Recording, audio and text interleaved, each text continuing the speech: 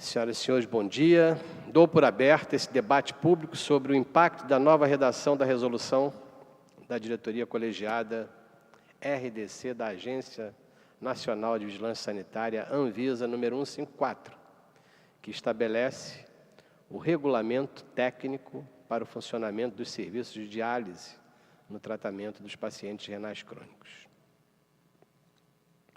Gostaria de convidar para fazer parte da mesa, inicialmente, o presidente da Associação dos Doentes Renais Crônicos e Transplantados do Rio de Janeiro, Gilson Nascimento da Silva. Também gostaria de solicitar a participação na mesa do senhor Renildo Santiago Goulart, vice-presidente da Associação de Doentes Renais e Transplantados do Estado do Rio de Janeiro.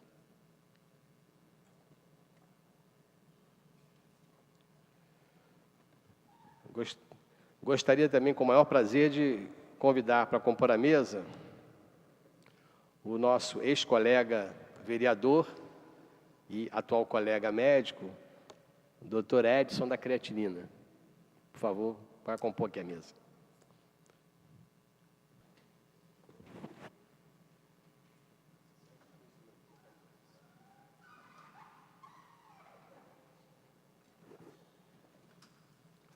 Gostaria de registrar a presença das pessoas aqui que nos deram a honra de aceitar o convite e vir aqui discutir um assunto da maior importância.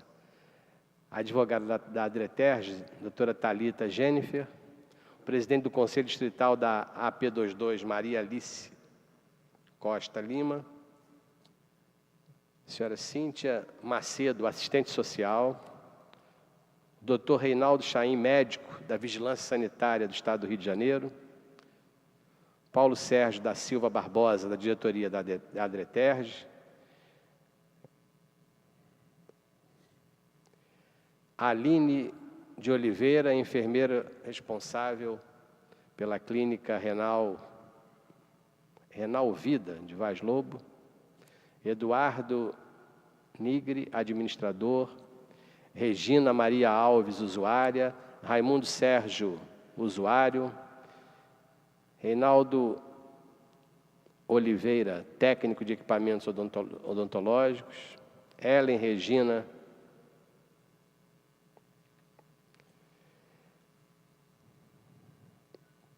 tem alguns nomes que eu tenho que rever aqui, que eu não estou conseguindo entender. Sidney de Souza Rocha, usuário, Cláudia Oliveira Pereira, assistente social e psicóloga, Patrícia de Freitas, secretária da Adreterge, Alfredo Pereira Duarte, diretor da Associação de Renais Crônicos, da Adreterge, a doutora Ana Beatriz Barra, médica nefrologista, se eu não estou errado, do Estado da Lagoa, não é isso? A razão desse debate público, que nós vamos iniciar aqui agora, foi um pedido da Associação dos Renais, da Adreterge, para se discutir essa grave situação que vem há muito tempo esse trabalho com a Adreterge. Nós temos feito há muitos anos, lá na Assembleia Legislativa, quando fui deputado, da outra vez quando fui vereador, em 1997, 98, nós fizemos algumas audiências sobre isso. Sabemos da dificuldade desses problemas e sabemos da dificuldade do setor público em enfrentar esses problemas. Eu queria fazer uma rápida avaliação da situação para que a gente possa entrar no debate. E eu queria ver se a gente poderia, a mesa será a mais rápida possível, colocando as suas impressões e que as pessoas também pudessem se pronunciar. Nós vamos tentar levar essa reunião, se possível, até as 12h15, que é um horário para a gente poder esgotar o tema. A hemodiálise, a diálise peritoneal e o transplante são métodos de substituição da função renal utilizados pelas pessoas que, em consequência de um dado problema de saúde, experimentam perda irreversível da função renal. O censo da diálise da Sociedade Brasileira de Nefrologia indicava a estimativa de 97.589 brasileiros em programa de diálise no final de 2012. Sob o ponto de vista financeiro, o Sistema Único Brasileiro está custeando diretamente com o dinheiro arrecadado dos nossos impostos e contribuições, é o responsável pelo custeio de 84% dos centros de depuração extrarrenal, representado majoritariamente pela hemodiálise intermitente executada nas 651 unidades de diálise localizadas no interior ou fora dos hospitais, o que ocasiona uma despesa anual de cerca de 2 bilhões de reais.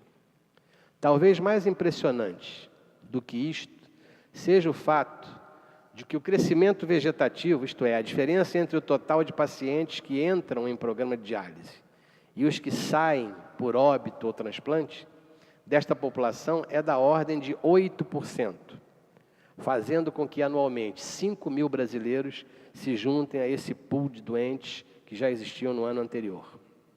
Todos nós sabemos como é sofrida a vida de um renal crônico, que depende da terapia renal substitutiva para sobreviver, e como é importante assegurar a ele um tratamento de diálise de qualidade, além do acesso aos medicamentos específicos e a cuidados médicos especializados para a resolução das potenciais complicações.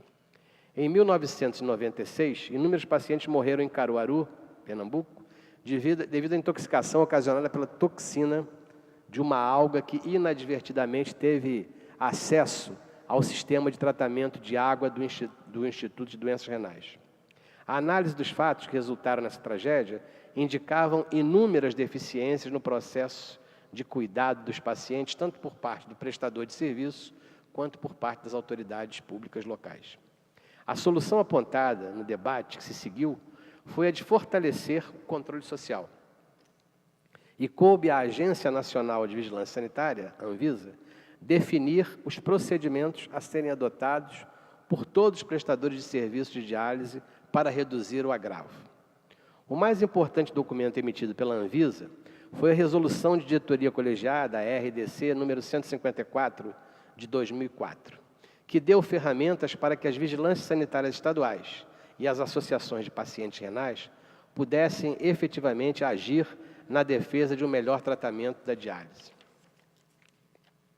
Todas as unidades no âmbito do Estado do Rio de Janeiro tiveram que se adequar à nova regulamentação, e algumas, que apesar de todas as oportunidades de adequação não o fizeram, acabaram fechadas. A principal crítica feita à RDC 154/2004 sempre foi a de não tratar as unidades de diálise como atores de uma dada rede assistencial. E embora o Ministério da Saúde tenha, por meio da Portaria 432, de junho de 2006, determinado que a rede de atenção integral ao paciente renal fosse estruturada pelos secretários estaduais de saúde, estes, na verdade, pouco fizeram para que essa determinação se concretizasse. Ajustes pontuais foram sendo feitos nesta RDC, sendo o último em fevereiro de 2011, nunca, porém, desviando-se das intenções que motivaram a redação em 2004. Em 21 de agosto passado, a Agência Nacional de Vigilância Sanitária pôs em consulta pública uma proposta de revisão da RDC 154, e para discuti-la, estamos aqui hoje reunidos. Na essência, a proposta da Anvisa não pode ser considerada uma revisão, mas sim uma vez que ela rompe bruscamente os princípios que nortearam a sua criação. A proposta, ora em consulta pública, parece que termina amanhã, não é isso? Dia 21? Se eu não estou enganado, terminaria amanhã a consulta pública. A proposta, então, sinaliza para a desregulamentação, transferindo para os responsáveis técnicos das unidades de diálise toda a responsabilidade de definir como, quando e por quem o tratamento da substituição de função renal será realizado, reservando para as vigilâncias sanitárias estaduais e municipais o papel de fiscalização do ambiente, dos equipamentos, dos insumos e do tratamento da água. Ela impede que os pacientes tenham voz ativa nos processos relacionados aos seus tratamentos, pois reza na proposta de revisão da RDC que os procedimentos operacionais serão estabelecidos por escrito e aprovados pelo responsável técnico da unidade de diálise, não havendo mais a necessidade de submetê-los à Secretaria de Saúde. Assim sendo, estamos aqui para ouvir os senhores e, mais especificamente, os pacientes renais crônicos. Que críticas a esta nova proposta vocês têm? E para colher sugestões que possam ser enviadas às autoridades públicas de modo a permitir o aprimoramento do programa de terapia renal substitutiva.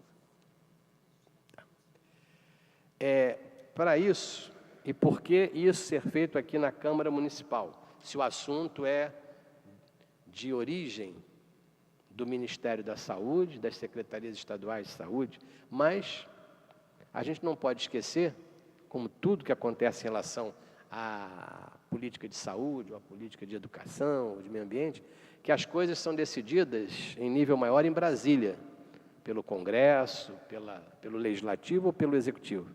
Mas as pessoas que sofrerão os danos ou colherão os frutos de uma boa legislação, elas não moram só em Brasília.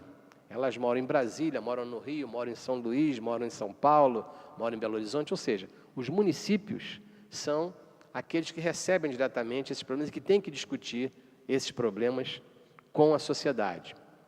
Por isso, nós hoje aqui fizemos e lamentamos profundamente a pouca sensibilidade das autoridades ao assunto e a discuti-lo aqui, porque a Câmara Municipal do Rio de Janeiro está tentando discutir para obter de vocês informações para que possa sugerir tanto às secretarias municipal do Rio, quanto à estadual, ou quanto ao Ministério da Saúde, algumas propostas em relação a essa mudança na legislação tão brusca e tão complicada. Convidamos a secretária estadual de Vigilância e Saúde, doutora Ellen Miyamoto. Convidamos o CREMERGE, convidamos o Sindicato dos Médicos, convidamos o Departamento de Gestão Hospitalar, em nome de seu diretor, doutor João Marcelo Ramalho Alves. Convidamos o presidente da Comissão de Saúde da Alerj, doutor Márcio Panicê. Convidamos a Sociedade Brasileira de Nefrologia, através de seus diretores, doutor Daniel Rinaldi e doutor Luiz Paulo José. Mas, lamentavelmente, só estão presentes esses que vocês já estão vendo aqui. Eu queria registrar ainda a presença do presidente da Associação dos Movimentos Renais Vivos e Transplantados, Roque da Silva, da Luciana Araújo Costa, assistente social, da Adriana Oliveira, administradora, da Cioná Emídio, da Adreterge, Gabriela Bersot, que se intitula aqui ouvinte, da Luciana Guimarães, jornalista, do José Raimundo, da Adreterge, e do Igor, estagiário de serviço social. E recebemos também aqui uma justificativa da ausência do vereador Márcio Garcia, por compromissos agendados anteriormente. Agradecemos a gentileza da sua informação. E, por fim, antes de iniciarmos o debate, recebemos aqui um documento da Sociedade de Nefrologia do Rio de Janeiro. A sociedade está sensível às propostas do Ministério da Saúde para diretrizes clínicas para o cuidado dos pacientes renais crônicos. Foi realizada uma reunião extraordinária com médicos nefrologistas convocados pela SONERJ em 9 de setembro para analisarmos e encaminharmos sugestões para o aperfeiçoamento. Entendemos que as propostas estão incompletas e encaminhamos nossas sugestões, como também incentivamos os nefrologistas e todos têm interesse em aperfeiçoá-la para encaminhar individualmente suas sugestões. Tem programado para ser realizado durante o Congresso Paulista de Nefrologia, que começa amanhã, uma reunião com representantes do Ministério da Saúde para debater este assunto. Lamentavelmente, por compromissos previamente assumidos, não poderemos participar da audiência pública convocada na Câmara Municipal. Desejamos que a audiência tenha êxito e que contribua para o aperfeiçoamento das propostas, assinado Luiz Paulo José Marques. Eu queria, então, combinar com os senhores, são 11 horas, a mesa, os componentes da mesa terão um tempo que espero não longo, para fazer a sua apresentação e depois, cada um dos senhores que queira se inscrever, por exemplo, por favor, procurem as pessoas que vão estar em volta para dar o seu nome, para poderem usar também com a máxima rapidez e eficiência, para que a gente possa sair daqui com algumas sugestões. Essa é a razão do convite para esse debate público que nós fizemos a vocês e que agradecemos a presença de todos. Vamos começar com o Gilson, que tem a palavra.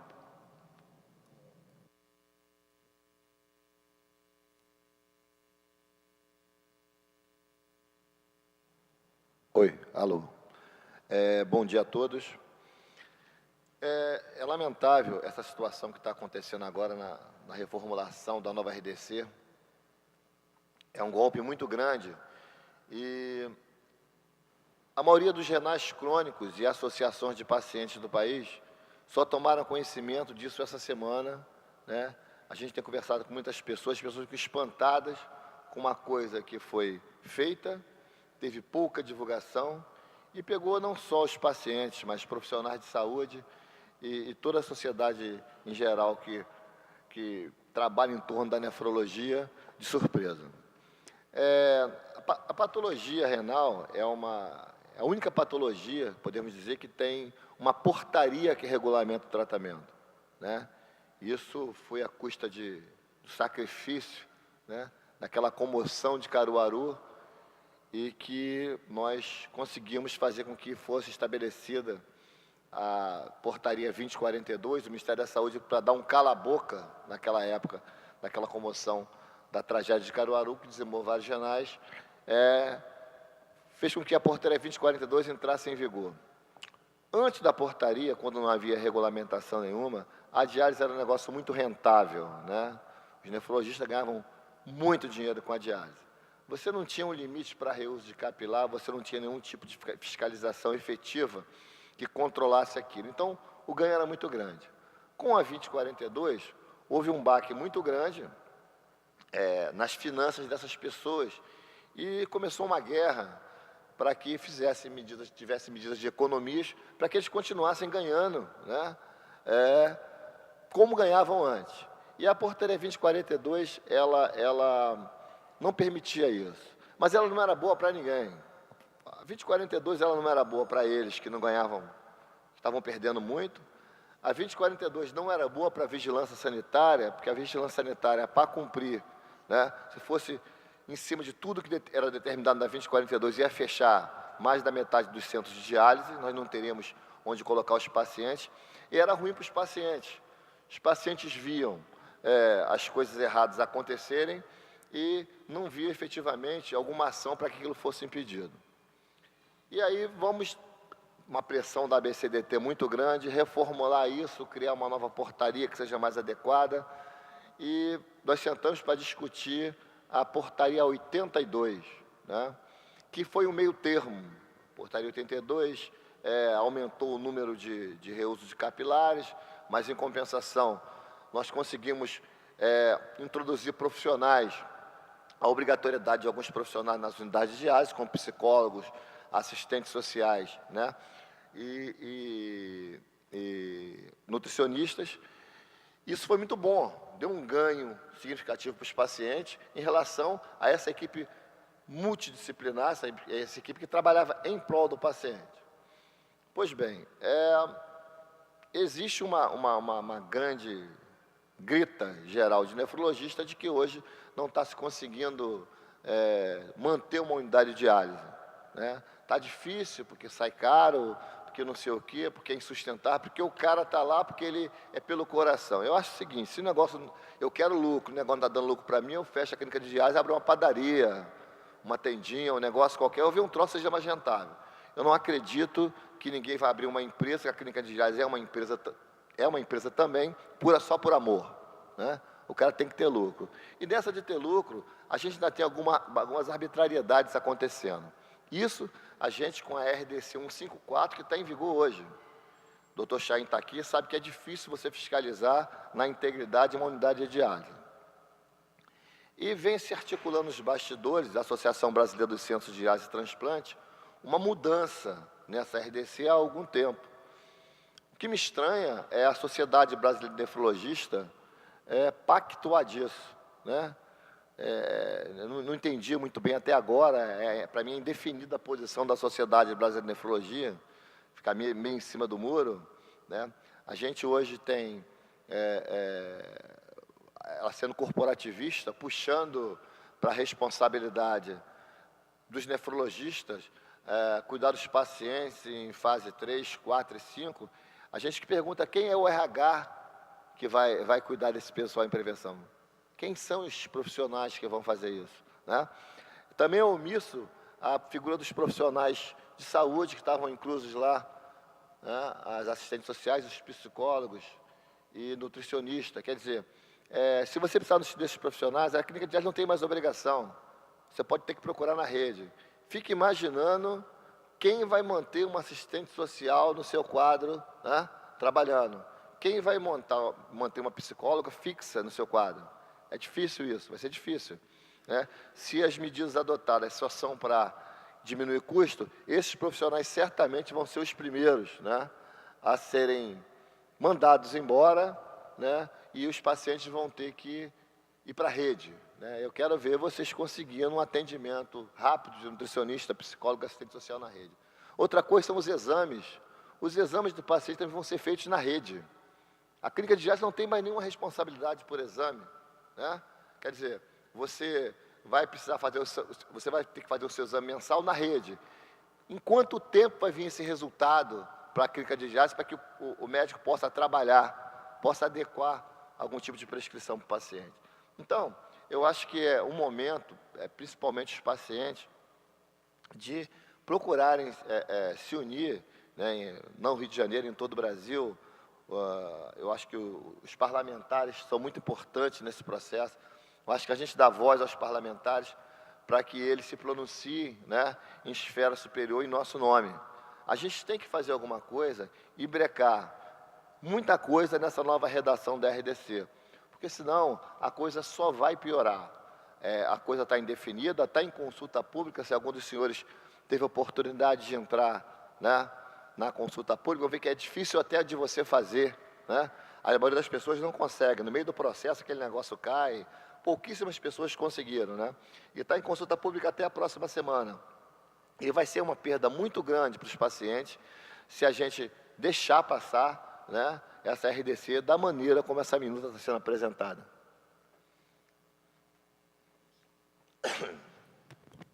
Obrigado. Gilson, a razão era, gostaríamos que cada um que fosse pronunciar exatamente analisasse isso e fizesse sugestões. O Gilson, que a gente estava conversando há pouco, nessa luta de tantos anos, essa luta do general já teve vários pedaços. Teve um momento que a luta era com os medicamentos aqui no Rio de Janeiro. Eu me lembro que na farmácia era ali no Moncorvo Filho, né? As dificuldades que se tinha em relação a isso. E aí a gente critica o governo de plantão, né? Na época era Rosinha, governadora, que não... O secretário Gilson Cantarino. A gente imaginava que tinha problemas, a gente não sabia que era feliz, não sabia ainda, hein? O tempo foi passando e a gente vê que pode piorar mais ainda. Eu queria passar a palavra agora para o doutor Edson da creatinina, se ele pudesse fazer a sua apresentação. Muito obrigado pela sua presença. O doutor Edson é vereador aqui junto conosco e eu fui fazer um grande elogio por vê-lo tão mais magro, mas parece que não foi por opção, foi por obrigação. Mas, de qualquer maneira, parabenizar pela sua elegância. Eu que agradeço o convite de estar sentado aqui nessa mesa. Estive por 2 anos tentando defender não só os pacientes renais crônicos e fazer algumas leis que identificassem precocemente a doença renal crônica. E eu me sinto um pouco assim derrotado nesse sentido, né? Porque durante 2 anos eu lutei bastante, criei 2 leis, mas aprendi muito sentado aqui que as leis podem ser feitas depois de muita dificuldade, mas o problema é como é que elas são seguidas. O doutor Paulo Pinheiro mesmo criou uma lei precoce, a minha, que orientado pelo Dr. Walter, né, que infelizmente não está aqui, que dizia que as pessoas que tivessem menos de 60% da função renal deveriam ser identificadas e assim melhor tratadas para não deixar a doença progredir. Isso vingou? Não vingou. Eu criei uma lei do Dia Mundial do Rim, que vai ser ano que vem. O que adianta o Dia Mundial do Rim? Entre nós, ele adianta. Criei uma lei que diz que todo posto de saúde tem que medir a creatinina e fazer um exame de urina. Se você for em qualquer posto de saúde, você vai fazer o quê? Vai prender o médico que não está pedindo? Então, eu também fui surpreendido com essa modificação da RDC 154, e estando nessa luta há 30 anos, desde que eu me formei, me apaixonei pela nefrologia, eu vi a evolução favorável, né, do tratamento da doença renal crônica. Eu me formei no hospital na Gama Filho, que hoje está ocupada pelos estudantes, né, e está fechando a faculdade, né, o que me envergonha. E eu fui fazer residência no Hospital de Bom Sucesso, onde o paciente renal crônica não existia ultrassom, não existia Rocaltrol, não existia Renagel, não existia tratamento de água. As pessoas morriam com insuficiência renal, colocavam um catéter de diálise peritoneal no abdômen, não existia catéter de dupla luz, e as pessoas morriam, e durante o round, o doutor Sérgio, marido da doutora Deise, ele tinha que escolher entre quais pacientes que iam viver e quais pacientes que iam morrer, porque só tinham 2 leitos de diálise peritoneal e só tinham 6 leitos de hemodiálise. Então, por um lado, eu fico muito feliz de ver a evolução, né, da nefrologia nesses últimos 30 anos. Nós fazemos um diagnóstico de insuficiência renal em 15 minutos, com uma ureia, com uma creatinina, com EAS, com uma ultrassonografia. Você coloca um paciente em diálise e salva a vida dele, diferente de 30 anos atrás, quando você tinha que botar o doente na enfermaria e ficar esperando para identificar se o paciente era agudo ou se ele era crônico. Se ele era crônico e não tinha vaga, ele simplesmente ficava recebendo Lasix na veia, esperando ele morrer, e a gente via durante o plantão o paciente morrer em uremia, e às vezes dialisava o paciente na própria enfermaria, porque não podia ficar olhando o paciente renal morrer na nossa frente sem tratamento. Acompanhei a história de Caruaru, e ali foi um marco na história da nefrologia. Só que a gente sabe que nem tudo é o ideal. Foi um grande ganho, né, a RDC 154, e infelizmente agora o governo tenta podar, né, os grandes avanços que ocorreram no tratamento do doente renal crônico, e eu acho que o momento é esse mesmo, né? É procurar parlamentares como o Dr. Paulo Pinheiro, que desde o começo está abraçado, né, a causa do paciente renal. Infelizmente, eu gostaria de ver esse plenário cheio, com as galerias cheias, como a gente viu há um mês atrás, mas estamos vendo aqui os mesmos, né? São sempre os mesmos. E os outros, que são, no Rio de Janeiro, 9.000 e pouco, no Brasil são 100.000 pessoas, continuam morrendo ou chegando na doença renal que nós chamávamos antigamente de terminal e hoje nós chamamos de avançada, porque o paciente não é terminal, o paciente ele morre com insuficiência renal, mas não morre de insuficiência renal, a não ser quando ele chega, como ele chega lá no Pedro Ernesto com um exame na minha frente e diz: eu sou o doutor Edson da creatinina, mandaram procurar o senhor, estou aqui com 10 de creatinina. E eu não tenho onde dialisar o paciente, não tenho para onde mandar o paciente. E eu mando ele para um lugar onde tenha uma emergência, que não pode fechar a porta. Se você passar na porta do Pedro Ernesto, tem um cartaz escrito: não temos emergência. E muitas vezes nós dialisamos o paciente de favor, à noite, pede para um residente dialisar, pede para botar um cateter para não deixar o paciente morrer na nossa frente. Então, essa reunião ela é muito bem-vinda. O Gilson já levantou alguns dos problemas, né, que vão ocorrer. Quando a gente pensa que a coisa está melhorando, eles dão uma rasteira na gente. E eu estou aqui, né, para contribuir. O doutor Paulo falou que eu emagreci, não foi por vontade própria, eu tive uma peritonite grave, quase passei dessa para outra. Então, hoje, eu sei muito bem o que é ser paciente, não renal. Mas quando chegava o nefrologista perto de mim, eu olhava, é hoje que ele vai me dialisar. Né? Graças a Deus eu não fui dialisado, e eu tenho um respeito imenso por cada um de vocês. Eu fico olhando aqueles pacientes renais, quando chegam para transplantar e me dizem que dialisavam, como ontem no ambulatório, há 17 anos, eu fico imaginando que a vida do paciente durante 17 anos, né, fazendo diálise, e outros, né, que foram transplantados, que rejeitaram o rim, que tiveram infecção, que voltaram para a máquina e que estão lutando, continuam lutando pela vida. Então, se vocês me dão, os renais e as famílias dos renais, né, me dão um exemplo diário, né, de luta, de determinação, e essa é uma das razões de eu estar aqui, né, e agradeço o convite de ter sido chamado para essa mesa. Estou aqui para aprender mais uma vez o que vão fazer com os renais dessa vez. Né? Obrigado, bom dia. Obrigado, doutor Edson, da creatinina. Disse uma coisa muito importante que todos têm que saber. Nós temos que lutar, e a função do parlamento não é só... Muita gente procura saber o que esse parlamentar fez, quantas leis ele fez. E é o que eu chamo de parlamento aquilo. Ou seja, o sujeito acha que o parlamentar é bom porque fez 800 gramas de lei.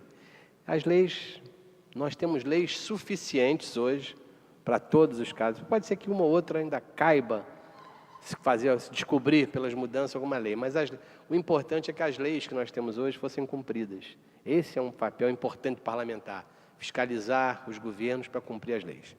Mas vamos em frente, as pessoas que quiserem se inscrever, tem... Carla está ali na porta com um papel, quem quiser se inscrever, por favor, chame a Carla que ela vai anotar para que vocês possam falar. O último componente da mesa que vai falar agora é o Reinaldo Santiago, que é o vice-presidente da DETERJ, por favor. Renildo, desculpa, Reinaldo, não, Renildo. Renildo. Bom dia a todos. Eu quero, em primeiro lugar, parabenizar para este encontro, este movimento que eu acho de suma importância, nós manifestarmos também as nossas ideias com relação a essa ideia de querer a mudança da RDC. Eu sou de Campos de Goytacazes, sou vice-presidente da DETERJ, também nós coordenamos uma associação de pacientes renais da região norte fluminense, ali dentro de Campos. Para nós foi como uma notícia muito grotesca e absurda, essa ideia de mudança da RDC dessa forma, deixando nós, como paciente renal, fora de darmos também a nossa ideia, porque nós vivemos o drama e sentimos o problema. Então, eu acho que a hora é de nós pedirmos também para nós entrarmos na discussão e colocarmos as nossas ideias. Colocarmos as nossas ideias, o que nós achamos com relação a essa mudança ou não achamos viável, favorável a isso. O Gilson, ele já colocou, bem colocado, toda a história da portaria, a situação da RDC. Eu não vou me alongar muito e deixar para que todos também participem nesse questionamento. Obrigado, Renildo. Todos da mesa já falaram, eu queria pedir duas coisas a quem fosse falar agora. Já foram colocadas já foram pontuadas algumas modificações que o Gilson falou há pouco, o doutor Edson falou e o Renildo falaram. Eu queria saber algumas coisas práticas que a gente pudesse fazer. Por exemplo, eu queria perguntar se alguém que vai falar puder me responder, se não, depois alguém da mesa. Posicionamento do controle social. A gente enche a boca para falar em controle social. Há algum posicionamento do Conselho Estadual de Saúde ou do Conselho Municipal de Saúde a respeito disso? Já discutiram esse problema dentro dos conselhos? Então, deixa eu ver se tem alguém inscrito já. Eu ia pedir, antes, que eu não sabia se estava inscrito, eu ia pedir que o Roque, que chegou aqui, posteriormente eu comuniquei a presença dele, o Roque, que é da Associação de Movimentos de Renais Vivos e Transplantados. que o Roque pudesse ocupar ali a tribuna e fizesse uso da palavra. Se ele pudesse até responder um pouco para nós, se eu estou errado ou certo, um dos caminhos. Nós sabemos que o caminho para modificar isso aqui, essa é uma decisão do Ministério da Saúde.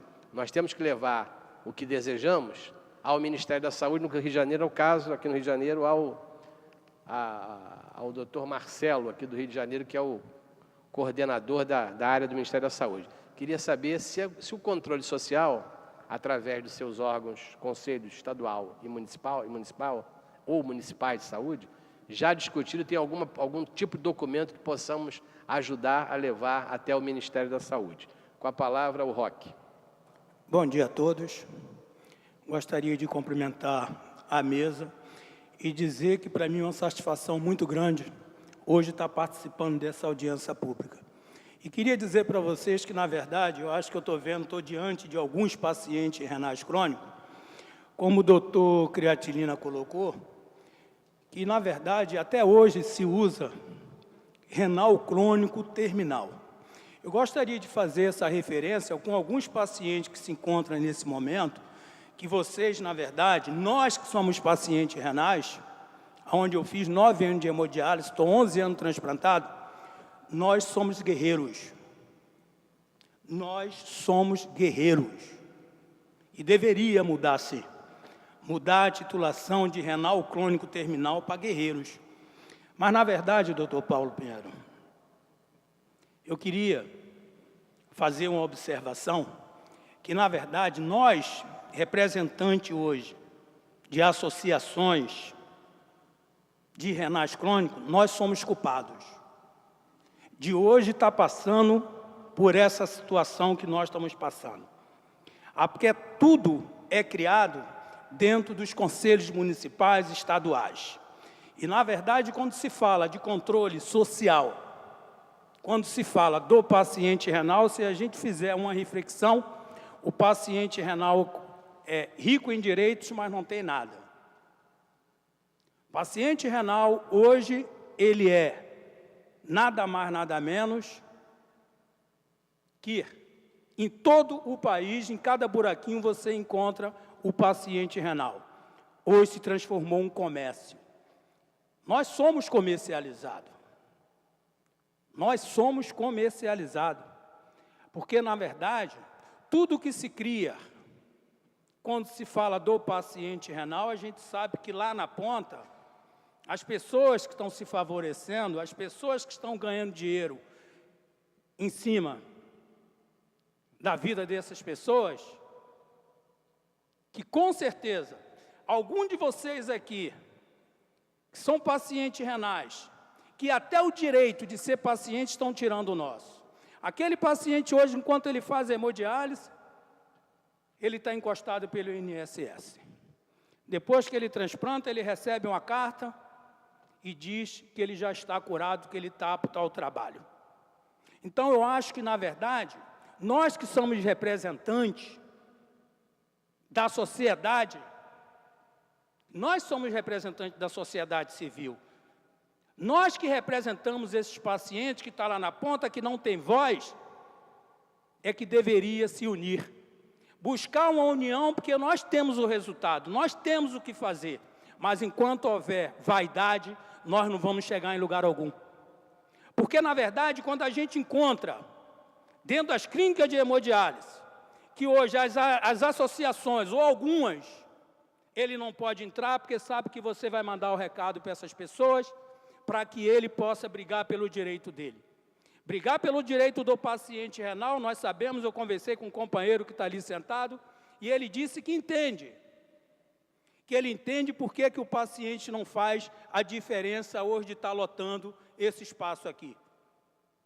Mas é porque nós, como representantes desse paciente renal, nós temos que fazer a referência para eles que eles são guerreiros, que eles não são renais, que nós não somos tadinho. E é por isso que nós estamos passando hoje por essa situação, porque a partir do momento que a conscientização chegar na cabeça desses pacientes, dos familiares, a gente vai mudar esse quadro.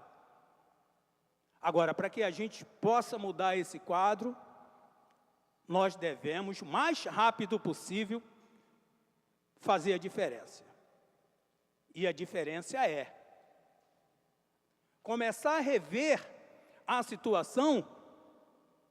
Um exemplo, eu vi falando aqui, eu escutei algumas coisas que eu não concordo, até mesmo porque hoje eu faço a representatividade, hoje eu visto a camisa do paciente renal, como estava lá dentro do Hospital Geral de Bom Sucesso, algumas mazelas que diz que gosta do paciente, e foram vendidos, se venderam para a ordem terceira, para que os pacientes todos fossem fazer o tratamento na ordem terceira, porque era particular. E dentro do Hospital Público Federal, onde se vocês não sabem, eu vou responder para vocês, aquele hospital é meu. Aliás, aquele hospital é nosso. Inadmissível é o que se estava se fazendo.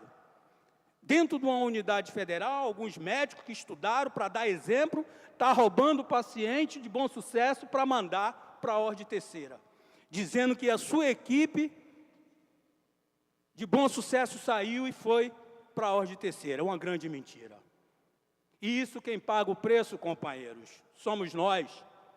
Porque a partir do momento que a gente tiver uma representatividade dentro desse Estado, para a gente entrar nas clínicas de hemodiálise e falar para eles a nossa realidade, vocês realmente vão saber qual é a realidade do paciente. Esse paciente renal, às vezes ele não fala com medo, com vergonha, ou represária.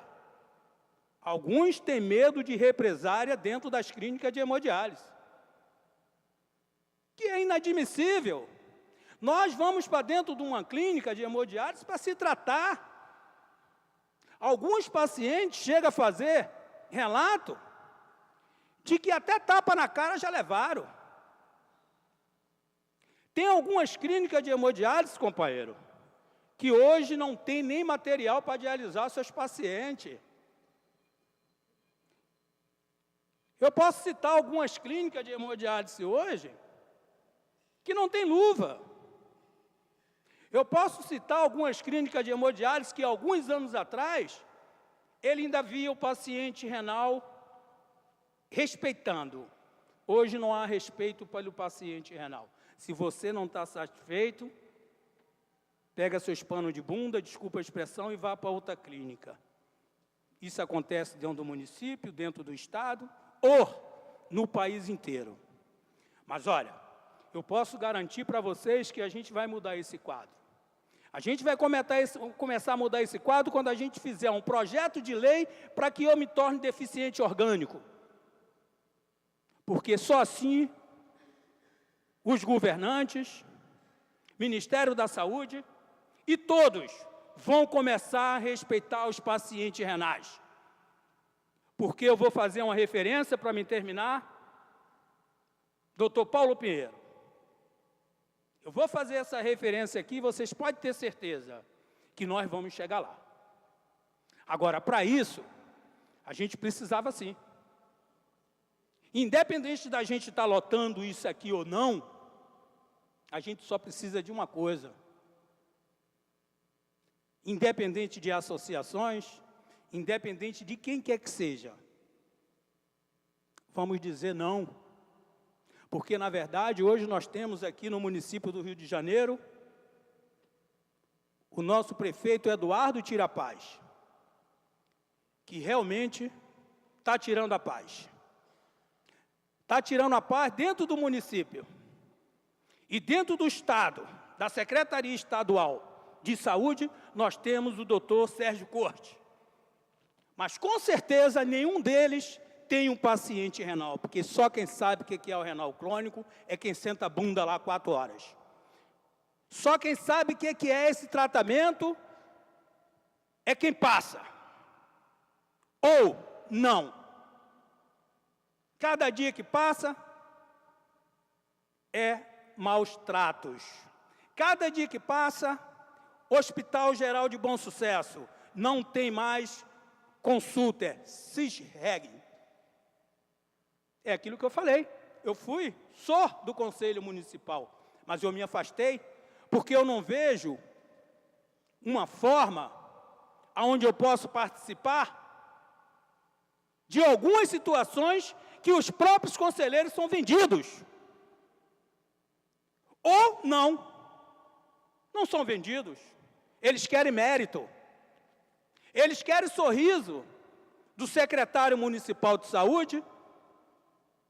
Eles querem sorriso dos diretores ou aquelas pessoas que se acham dona do município e possa mandar nas nossas vontades, nas nossas vozes.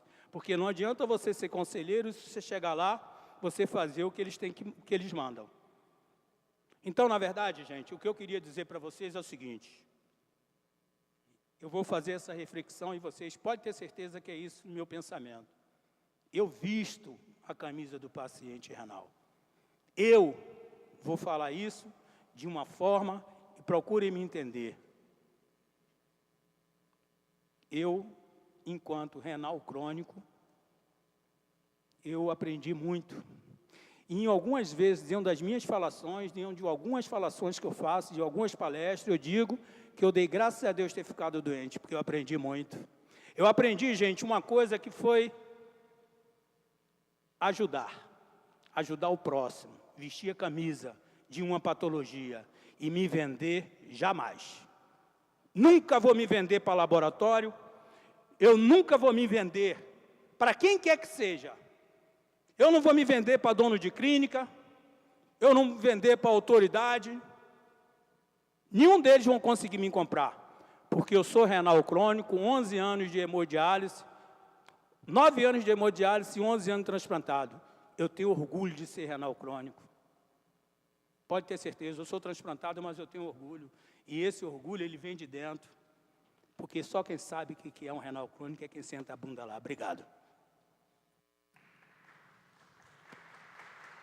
Obrigado, Roque. O próximo inscrito é José Raimundo Tamborim. E, posteriormente, Alfredo Duarte.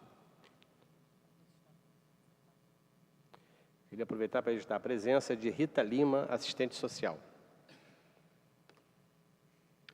Pediria, mais uma vez, às pessoas que fossem falar que também delimitassem seu tempo um pouquinho, fossem mais diretos também e nos dissessem algumas soluções. A tentativa no final dessa audiência pública, nós temos um documento para encaminhar ao diretor do Departamento de Gestão Hospitalar, Dr. João Marcelo. Levamos algumas sugestões em relação à RDC. Por favor. Bom dia a todos. Meu nome é José Raimundo Santos Silva Tamborim, conhecido como Dr. Tamborim. Eu sou médico veterinário, sanitarista e sou renal crônico e sou transplantado renal.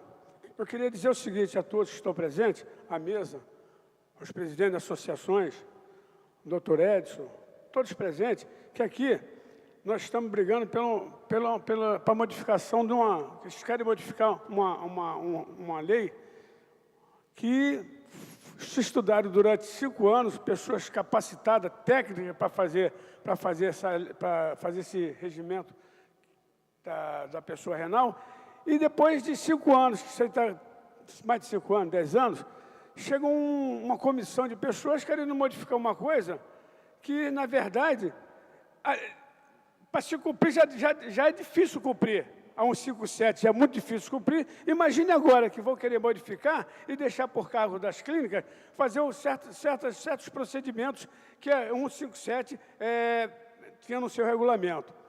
Na verdade, o que nós precisamos lutar aqui é que essa lei 157 não seja modificado. Não importa se é associação A, associação B, associação C, o que nós temos que fazer, os renais têm que se unir, todos têm que se unir, para que essa lei, para que não se faça essa modificação na 157. Eu, como renal crônico, faço parte, na verdade, sempre lutei pelos pacientes renais crônicos.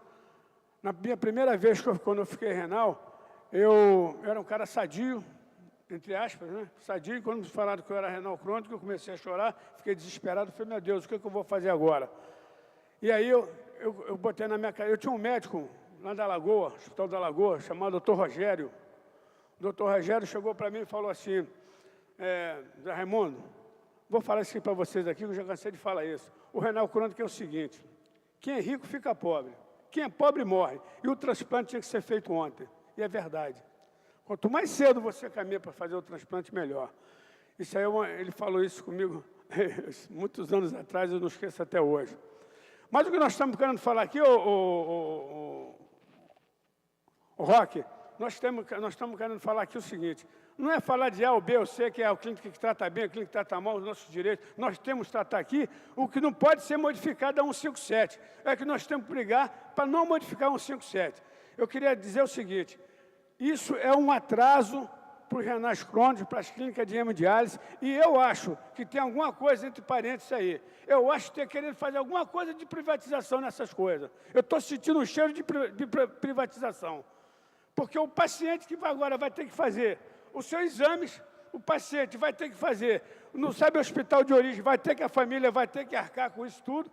Me está parecendo que isso está querendo parecer umas OS dentro das clínicas de hemodiálise. É o que está me parecendo. Querem privatizar o paciente da diálise, entendeu? Porque só pode ser, cara. Como é que eles vão modificar uma coisa que está dando certo e agora querem modificar?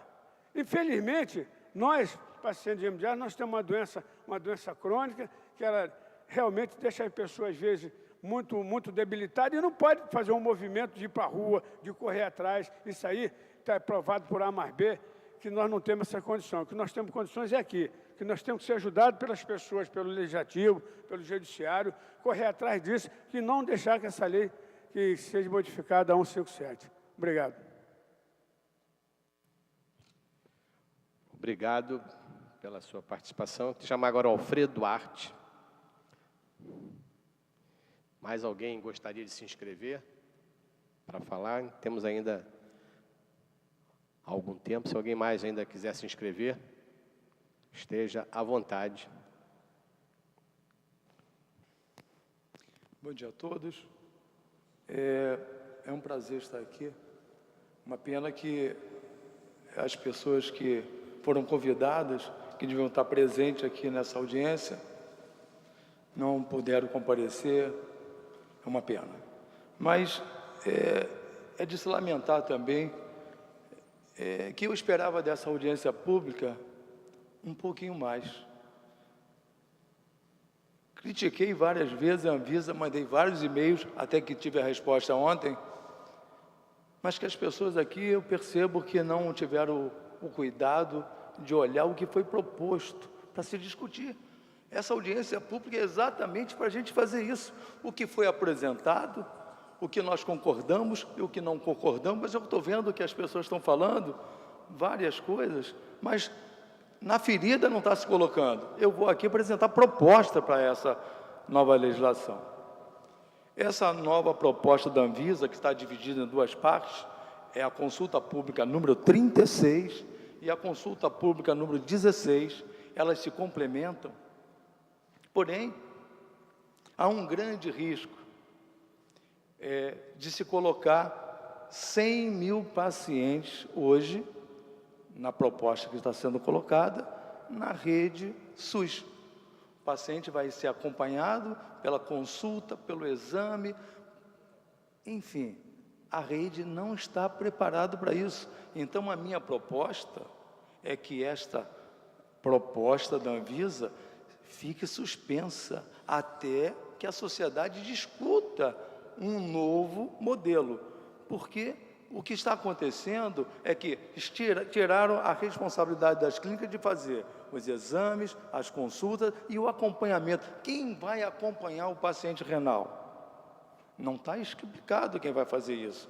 Quem vai fazer o exame de ureia, de creatinina, de fósforo, de cálcio e a ureia pós-diálise? Quem vai fazer? O paciente vai sair, vai colher, vai levar para onde vai?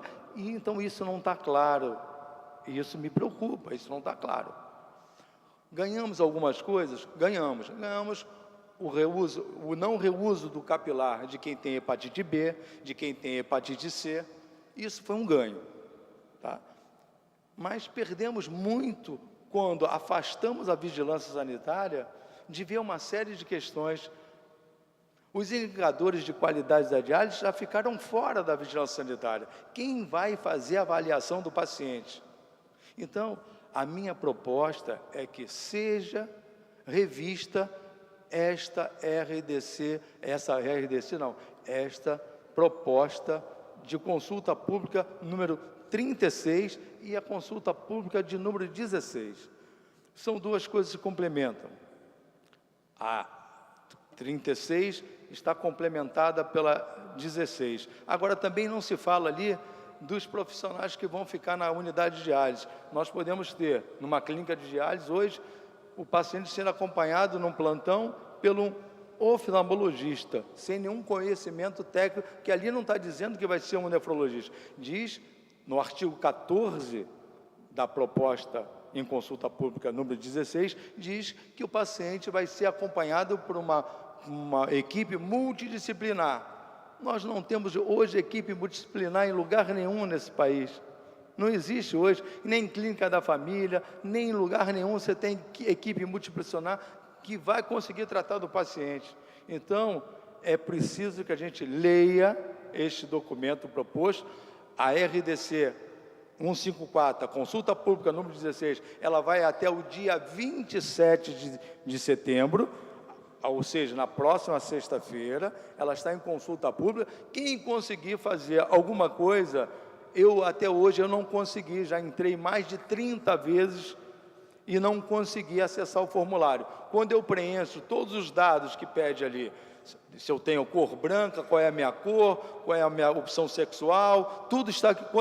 Quando consigo concluir alguma coisa, diz assim, o formulário entrou em processo em manutenção e você precisa continuar numa próxima vez. Eu tenho a resposta da Anvisa, a Anvisa me respondeu que o formulário está com problema, então a gente não consegue nem acionar, nem fazer essas críticas. Então, o que eu peço nessa audiência pública, a minha proposta é que seja suspensa essa resolução que ela está colocando de número 36. A 16 é uma coisa boa, mas quem é que vai fiscalizar e para onde os pacientes vão fazer? Quem é que está preparado? Qual é a rede que está preparada para ter tudo aquilo ali que está colocado na 16, na consulta pública número 16, é bom para o paciente, mas quem vai fazer isso? Não está definido ali quem vai fazer, quem vai fiscalizar, o que vai acontecer. Então, a minha proposta para essa audiência é que a gente entre com um pedido junto ao Ministério Público que faça a suspensão dos efeitos dessa consulta pública, ou que seja prorrogado para se discutir mais tempo. Essa é a minha proposta. Obrigado pela sua colocação, Alfredo Duarte, né? Falou um pouco. Acho que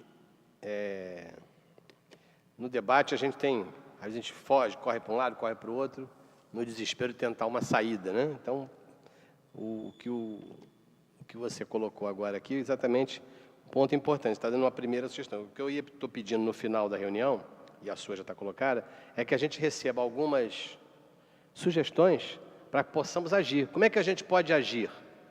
Só não querer, né? Só não gostar do trabalho que está sendo feito e tal, não adianta. Não adianta apenas gritar. Nós temos que, nesse momento, saber que existe uma estratégia do governo federal, do Ministério da Saúde, para mudar essa resolução. E alguns pontos foram colocados aqui, muito claramente. Essa questão de consulta pública, essa questão fica muito... você, teoricamente, democratiza o discurso, mas é quase impossível entrar nos mecanismos ofertados. Isso me lembra um pouquinho as estratégias do governo para acabar com as filas da porta dos hospitais. Você vai hoje à porta dos hospitais de emergência do Rio, municipais pelo menos, Souza Guiar, Salgado Filho, Lourenço Jorge e Miguel Couto, você não vê mais fila. Eu trabalhei anos no Miguel Couto, no Hospital da Lagoa, que a senhora trabalha, não tinha essa fila.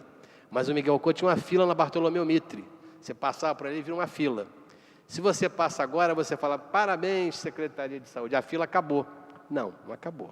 A fila foi transferida para o ar-condicionado que fica na esquina. Ali na esquina tem um Centro de Emergência Regional Nova Monteiro. Aquelas pessoas que estavam na fila ali, vão lá para o Miguel Couto. E aí, o que acontece? Quando precisa de alguma coisa a mais, que não é somente a saliva do médico ou da enfermeira, quando ela precisa de um exame, existe um corredor que liga aquela instituição nova, o centro de emergência, com o velho Miguel Couto, que os funcionários do Miguel Couto apelidaram de túnel do tempo. Ou seja, as pessoas entram na modernidade, com ar-condicionado, porque ali é uma maravilha.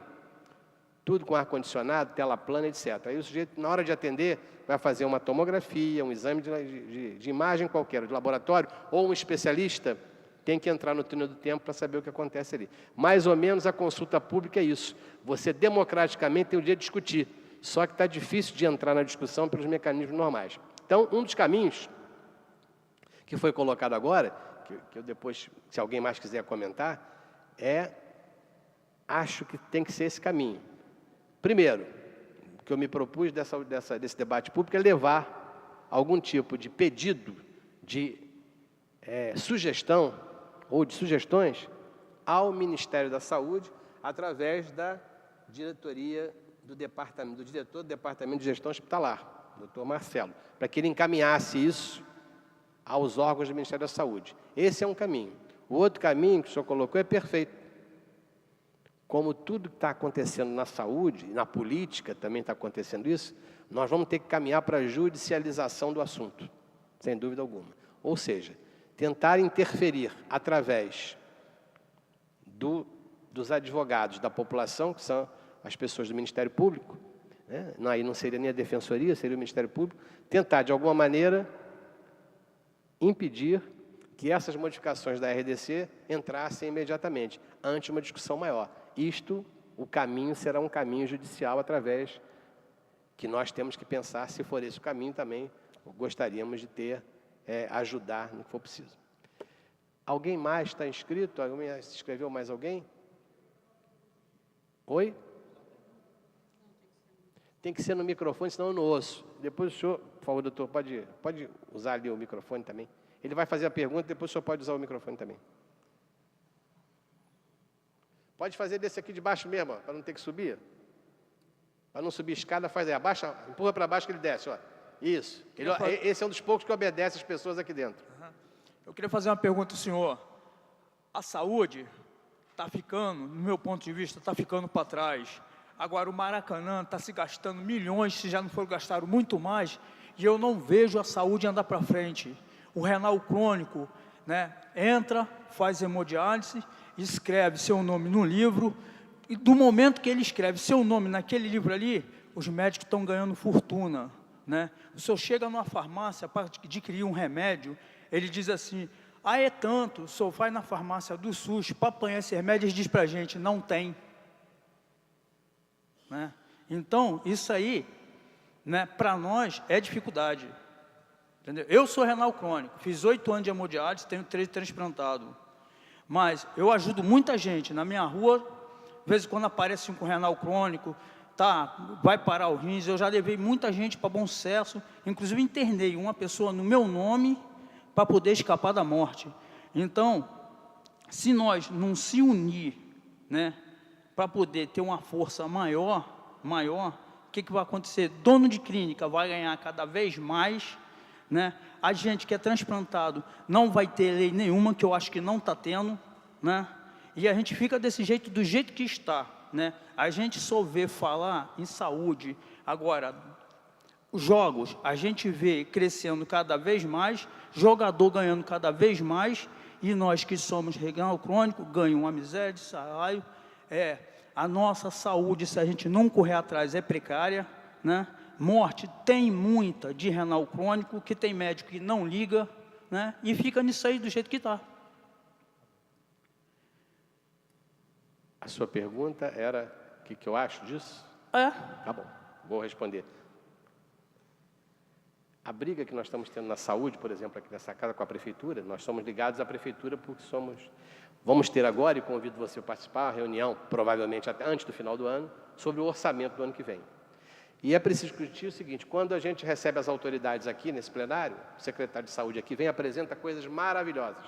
Com certeza. Lamento profundamente, vou responder a sua pergunta passando. Lamento mais ainda, quando chega no controle social, Conselho Distrital de Saúde, Conselho Municipal de Saúde, todos aprovam o que o secretário fala. Só falou tudo. Certo? Quando chega essa casa aqui, falando dos conselhos, ou seja, representação da população. Quem é que representa a população na saúde? São os conselhos de saúde. Eu fui à reunião do Conselho Municipal e ouvi um conselheiro, presidente de um conselho, dizer que a saúde da Zona Oeste, lá de Santa Cruz, que agradecia ao governo, que ele agora sim era bem atendido, que agora a Clínica da Família e a UPA era a salvação da vida dele.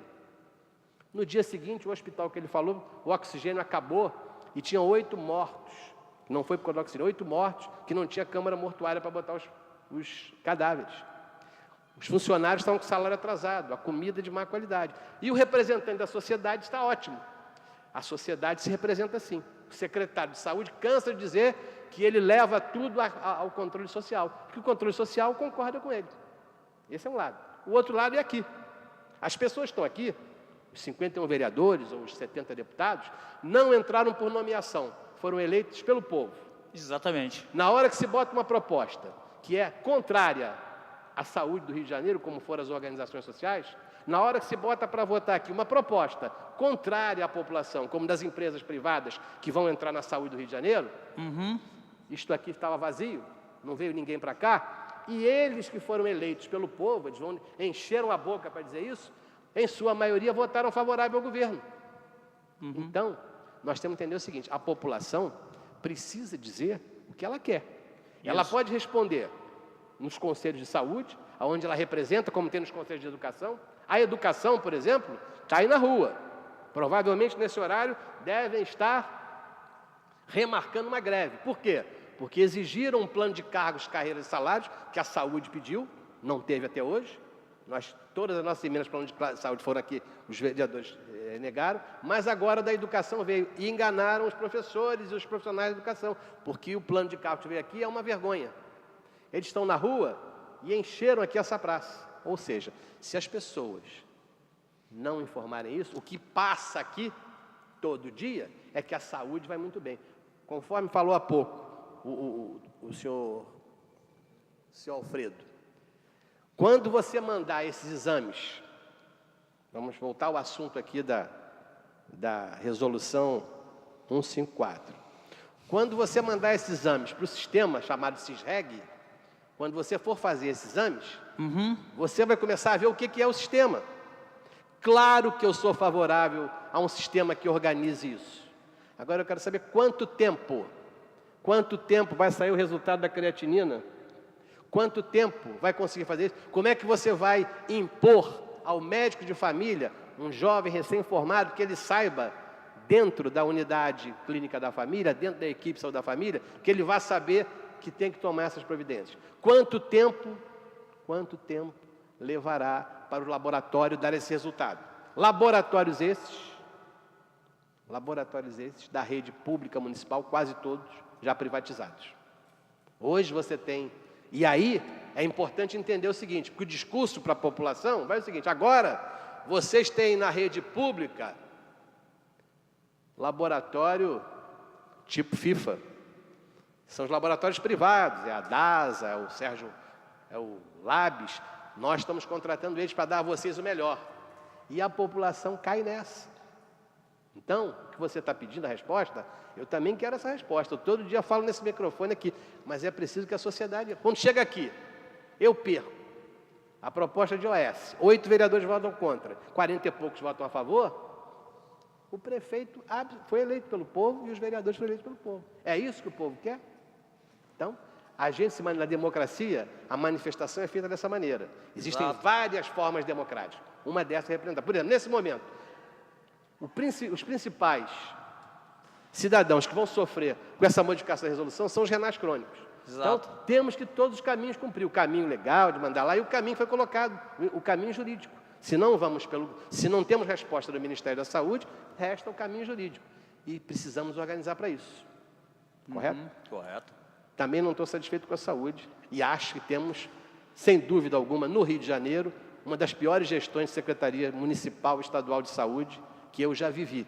E eu já tenho estrada nisso. Eu me formei em 76, lá no hospital do Dr. Edson, e há muito eu não vejo tanta pirotecnia para pouca saúde. Aqui no Rio de Janeiro está assim. Muito obrigado, doutor. Obrigado, senhor.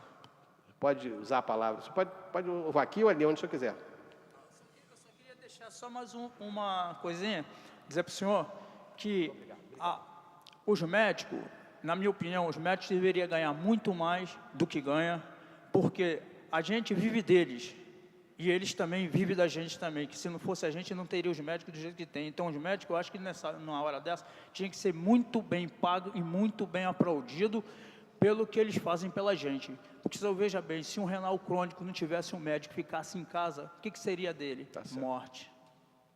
Obrigado. Obrigado.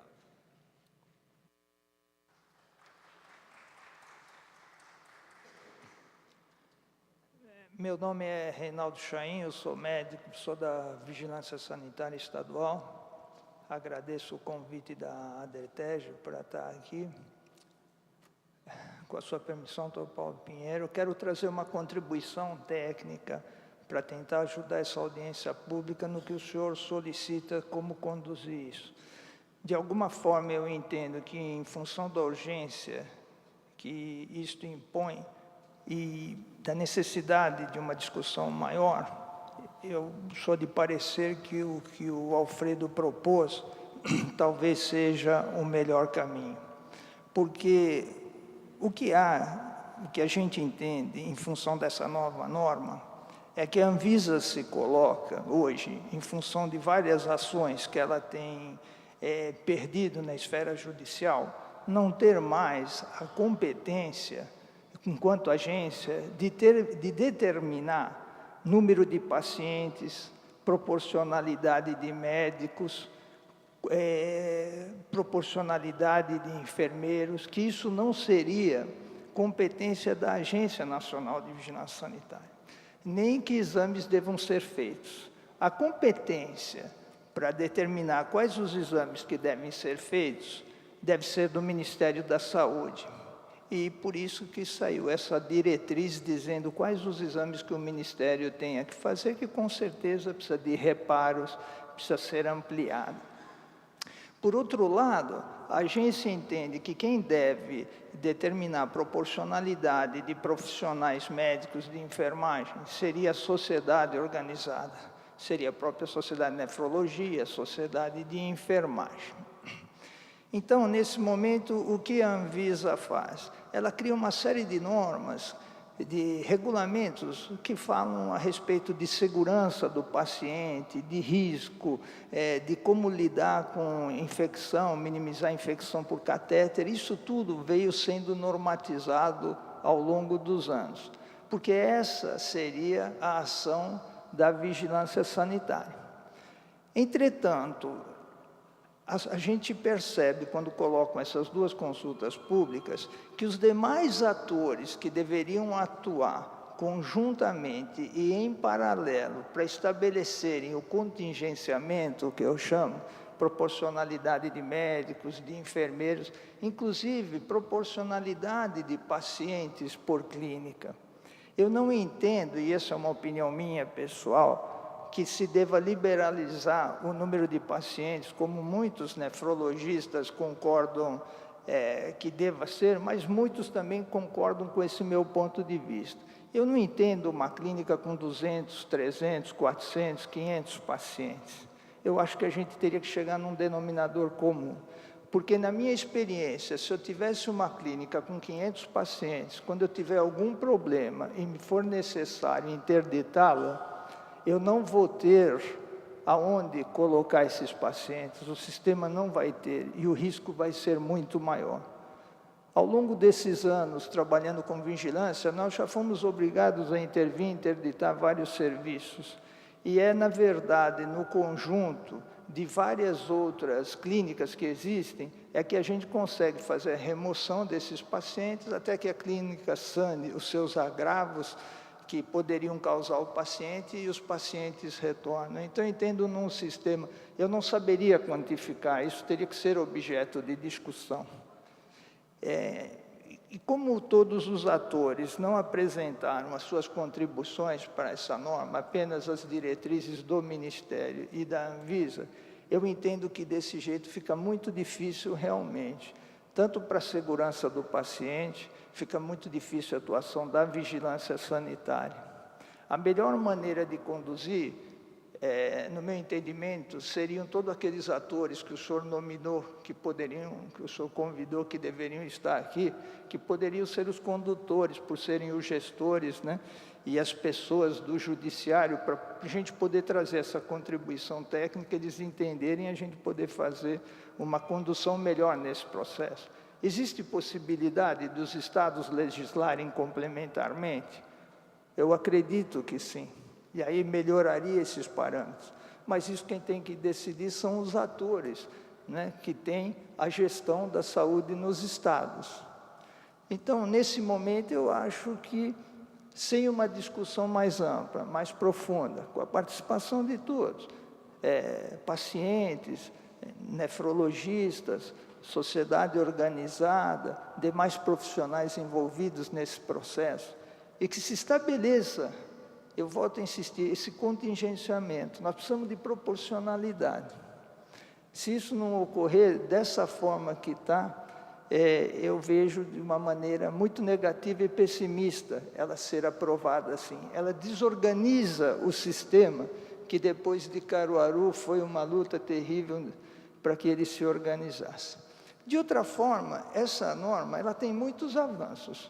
Ela tem avanços na parte da avaliação laboratorial dos médicos, dos exames que os pacientes vão ser submetidos, ela tem avanços em relação à osteodistrofia que todo paciente renal sofre. Então, ela amplia algumas vantagens. O problema é quem vai fazer, com que rapidez. E para a gente que vive no estado do Rio de Janeiro e conhece um pouco desse país, onde é que existe assistência básica da saúde devidamente organizada? O Ministério acena para que as próprias clínicas no estágio 4 e 5 de diálise assumam o acompanhamento do paciente. Mas até onde a gente sabe, o valor que ele quer pagar por isso, nenhuma clínica vai aceitar. E onde esse paciente vai ser acompanhado? Eu vejo o risco aí muito grande e que precisaria ser melhor estruturado. Por outro lado, diminuiu-se os contaminantes microbiológicos da água, que é um insumo muito importante no tratamento dialítico dos pacientes. Vai se caminhar, que é uma tendência mundial, a não se fazer mais reuso de dialisador em linha, né? O mundo todo, Estados Unidos, mercado como o europeu, hoje caminha nessa linha. Isso traz maior benefício com os dialisadores biocompatíveis. Como a gente poderia caminhar nesse momento da consulta pública? Pelo fato de ela ser uma consulta pública, a gente não sabe se ela vai ser aprovada de imediato, né?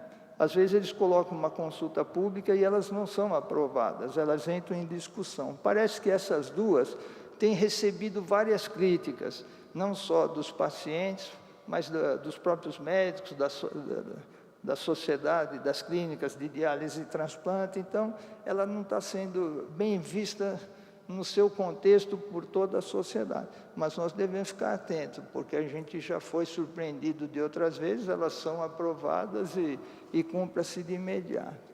Então, não sei se com essa minha fala fica uma contribuição de como essa audiência poderia estar conduzindo isso. A proposta que o senhor fez de encaminhar ao representante do Ministério, ok? Mas entendo que, de repente, o que o Alfredo coloca de judicializar até que se aprofunde a discussão seja uma boa alternativa. Obrigado. Obrigado, doutor Reinaldo. Estamos caminhando para aquele horário que combinamos, 12h15. Tem mais alguém que queira falar? O que eu entendi para a gente poder sair daqui sem ter perdido amanhã,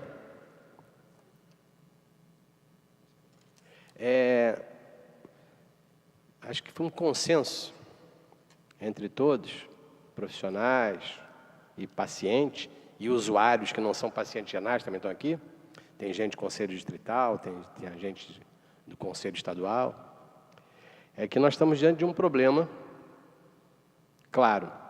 O Ministério da Saúde tenta mudar a regulamentação desse tipo de trabalho, tenta transferir essa responsabilidade, em parte, das suas mudanças, para ter autorização da sociedade, através do mecanismo da consulta pública, que parece que não vai resolver esse problema de integrar a sociedade às novas normas que eles exigem. E a sociedade, os usuários, os profissionais, veem com pouca confiabilidade esta passagem de atribuições que era especificamente antes de um grupo para outro. Não vemos, em relação aos exames, por exemplo, não vemos confiabilidade nenhuma de que a atenção básica possa assumir esses pedidos de exames e as prefeituras, por exemplo, assumirem a execução desses exames. Da mesma maneira que a questão de quem serão os responsáveis por cada atuação, entre os profissionais, médicos, enfermeiros, etc. Então, fica muito claro que qualquer que seja o resultado final dessa consulta pública, esse resultado não vai agradar aos usuários, nem aos profissionais. Eu acho que cabe aí também levar o Ministério, agora o Ministério já tomou a sua decisão, a decisão do Ministério da Saúde é essa, é cumprir essas alterações que forem aprovadas, provavelmente vai juntar o que receber das consultas públicas e vai dizer como é que ficariam esses novos parâmetros. Eu acho que o caminho que se faz mais prático aqui é que a gente possa levar isso, e não adianta mais ao Ministério, porque eu acho que o tempo do Ministério aí já passou, levar isso através do Ministério Público Federal. Também não adianta levar para o Ministério Público Estadual, porque a resolução não é local, mas sim o Ministério Público Federal, na tentativa até de se obter, em audiência pública no Ministério Público Federal, se obter a assinatura junto com o Ministério da Saúde, de todas as partes, de um termo de ajustamento de conduta. Seria uma maneira das partes reunidas, sob o comando do Ministério Público, de se colocar essas coisas que o Ministério da Saúde acaba ficando impermeável a essas modificações. Ele quer fazer uma mudança de política teórica e que nós estamos vendo que na prática não vai dar resultado. Então, a primeira coisa que eu me proponho a fazer é a gente tentar organizar isto através de uma tentativa de uma audiência pública. Primeiro, procurar o Ministério Público Federal, levar essa proposta dos usuários, proposta de alguns profissionais, de uma discussão no Ministério Público, com o intuito de se criar um ajustamento de conduta em relação ao que o Ministério Público quer fazer e em relação àquilo que a sociedade não concorda com o Ministério Público. Eu vou deixar, antes de passar a palavra para quem quer falar aqui na mesa, as pessoas que quiserem mandar algum tipo de proposta, de ajuda, de tudo isso para a gente, eu vou deixar um endereço de e-mail, que as pessoas quiserem anotar, para mandar para nós, que é o e-mail aqui da Câmara, o e-mail nosso aqui da Câmara, que é Paulo Pinheiro, eu acho até que está escrito ali na tela, está lá escrito na tela, né? www.paulopinheiro@câmara.rj.gov.br. É aquele que está lá inscrito. Não, lá é outro. Então, esse que eu estou colocando é diferente de lá. É paulopinheiro@câmara.rj.gov.br. É um e-mail através do qual vocês podem mandar essas sugestões para que a gente possa levar isso. Vamos tentar fazer isso em conjunto com a DETRERS, para que a gente possa levar ao Ministério Público Federal um pedido de que ele possa fazer uma intervenção de juntar as partes que não vão se juntar através da consulta pública, conforme nós estamos vendo o que vocês já colocaram para nós. Queria passar a palavra para o Gilson, para a gente poder depois passar para o Denilson, para a gente encerrar. Oi. Bom, acho que nós produzimos alguma coisa. Poderíamos ter produzido mais. eu acho que nós precisamos do envolvimento de 3 conselhos importantes, que são os conselhos de profissionais, assistentes sociais, nutricionistas e psicólogos, que são também diretamente agredidos pela pela essa nova redação da RDC 154. Eu acho que essas medidas preventivas têm que partir desses profissionais também. Hoje a gente não tem nenhum indicativo, tá, de como vai ser feito o controle social a partir de agora. A gente não tem nada disso na RDC. Por exemplo, a gente também não tem nessa RDC alguma coisa que diga que como oferecer as alternativas da terapia para o paciente. Você não tem mais obrigatoriedade de oferecer as alternativas de terapia.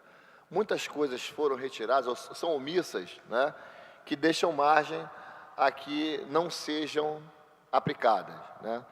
No dia 8 agora de outubro, nós temos um 6º Fórum de Serviço Social que vai ser realizado no Hospital Pedro Ernesto, né, vai iniciar às 8 horas da manhã, vai ser na parte da manhã, e um dos temas principais que a gente vai discutir é o impacto, né, dessa RDC para o pessoal do serviço social. Eu acho que eu sou fã do trabalho que as assistentes sociais realizam nas unidades diárias. Acho que é fundamental para o suporte do paciente, assistente social, psicólogo e nutricionista. Vai ser uma perda muito grande essa omissão, né?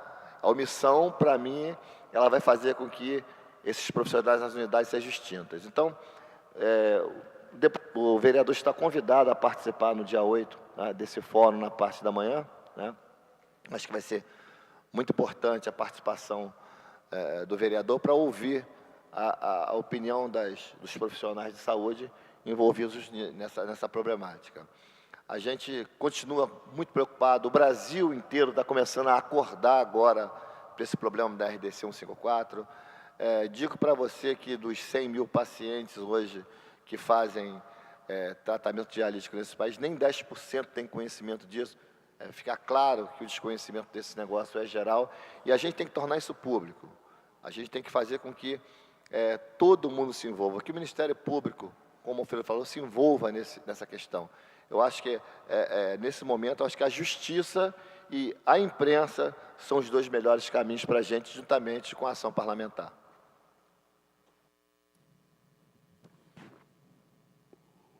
Com a palavra.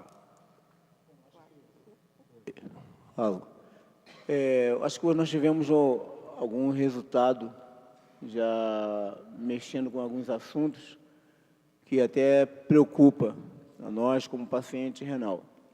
Poderíamos ter resultados melhores, mas infelizmente a gente vê que verdadeiramente ainda as pessoas estão omissas com algumas coisas que relacionam à saúde.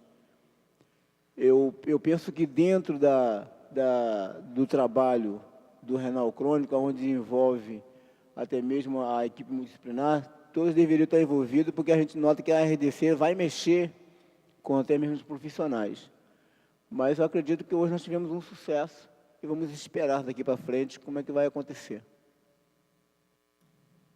Obrigado. Só para a gente encerrar, lembrar o seguinte, quando a gente fala que isso é um problema complicado pela interposição, pela inter-relação entre os órgãos públicos, veja, a clínica de diálise no Rio de Janeiro, ela é a sua esmagadora maioria, né? A diálise não ocorre no serviço público, pouco menos no serviço público. As clínicas de diálise são todas supervisionadas e coordenadas pelo gestor municipal. Quem paga a clínica de diálise é o gestor municipal. Estou certo, não? Com o dinheiro repassado do governo federal. Ou seja, o dinheiro é repassado do governo federal e o governo municipal paga as clínicas. Quem supervisiona o trabalho das clínicas? Aí entra também o governo estadual, através da Vigilância Sanitária Estadual, a Vigilância Sanitária Municipal. O Estado é o responsável também por dar medicamentos para pós-diálise, para pós-transplante. Quem faz o transplante? Quem faz o transplante deveria ser o serviço público. Nós estamos vendo aí uma inversão completa com essa história que a Secretaria Estadual fez com o hospital lá da Tijuca, né, onde houve esse problema com o Hospital de Bom Sucesso, onde pessoas do Hospital de Bom Sucesso foram para lá. É um imbróglio que é difícil de se entender até onde vai chegar aquilo.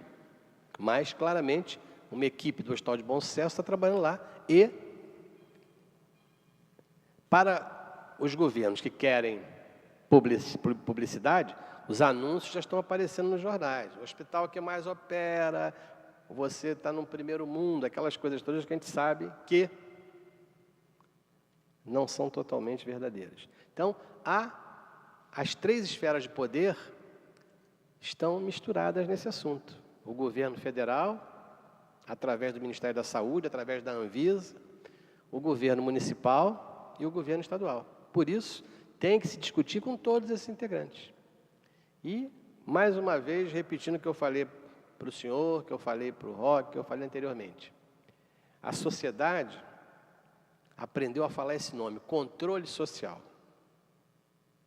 Só que o controle social, que era uma bola desse tamanho, a bola já está desse tamanho, porque foram furando e sugando o controle social. Várias bocas.